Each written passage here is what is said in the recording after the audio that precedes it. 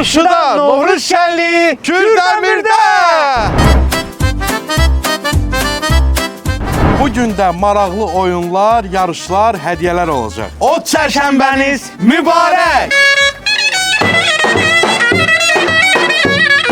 100 azeyin tapmaca. Bir qızıl öküzüm var. Harda yatsa orada ot bitməz.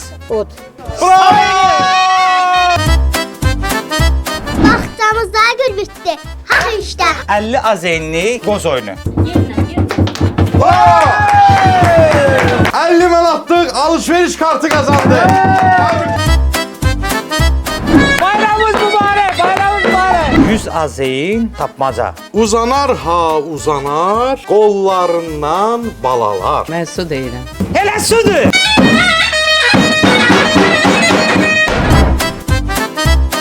Oba Marketlər şəbəkəsində mart ayının 1-dən aprel ayının 30-una kimi lotereya keçirilir. 20 manat alış-veriş edin, bir şans Və qazan. hədiyyəmiz də bir mənzil və bir avtomobil. Bizim tonqalımız üstünde tullanırsınız. Əsl bayram budur. Ay Güllərə xanım! Bayramımız mübarek.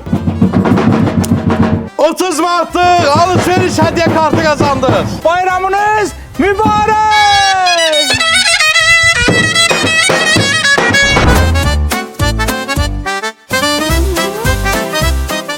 Qoz oyunu.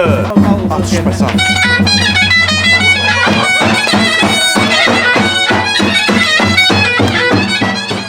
Nurdə xanım bizdən 50 manatlıq alışveriş kartı qazandı. Yağış yağanda çimər, yunar, yazda geyinər, qışda soyunar. Ağac. Hüsnə xanım da bizdən 100 manatlıq alışveriş hədiyyə kartı qazandı. Doğrusu ağay. Bravo!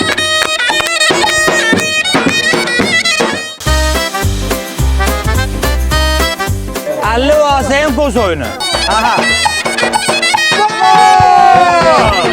Bibimiz də bizdən 50 az 50 alışveriş hədiyyə kartı qazandı. Gürültülü alqışlarınız gəlsin. Bayramımız xeyirli, uğurlu gelsin. Ot çərşənbəniz mübarək olsun.